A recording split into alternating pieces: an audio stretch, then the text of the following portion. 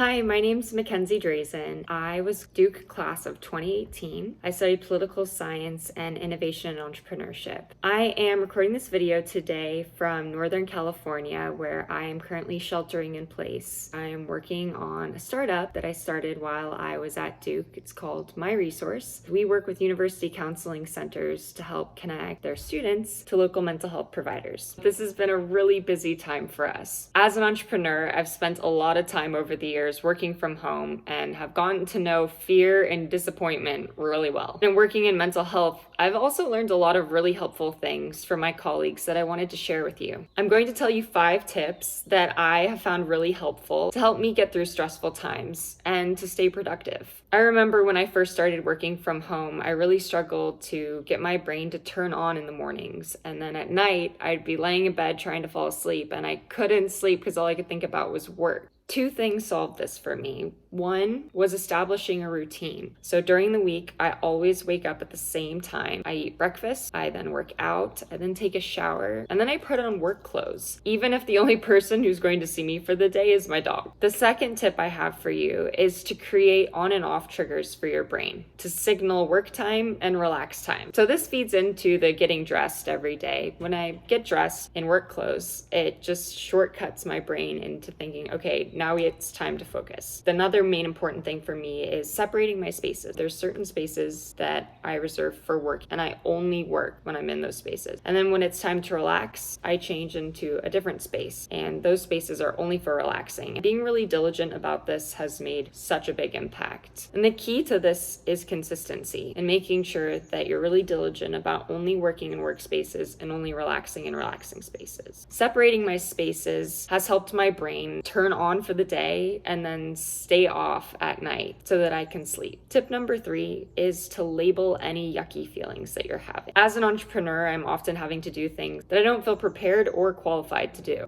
But if I don't do it, nobody else will. To handle this stress, a therapist taught me a really helpful technique to label any uncomfortable feelings that I'm having and write it down on a piece of paper or say it out loud to myself. For whatever reason, some magic happens when you do this and it really helps you release those feelings and feel like, okay, I can tackle this situation. There have also been a lot of uncertain times since starting My Resource where factors outside of our control that could make or break the company were at play. My 4th tip for you is when you experience these stressors in your life that are out of your control, try and focus on the things that are in your control and what you can do about the situation. And writing this down in a list really helps me transition over from fear to, okay, let's focus on the action items. The 5th tip I have for you is to be gentle with yourself. Listen to your body, and if you're tired, sleep. And if you need a break, take a break. Sticking to these tips are really helpful, but what's also been really helpful is listening to my body. When I feel tired or I can't focus, I take a break. And then when I do come back to work after taking a break, I can get my work done a lot faster and be a lot more productive.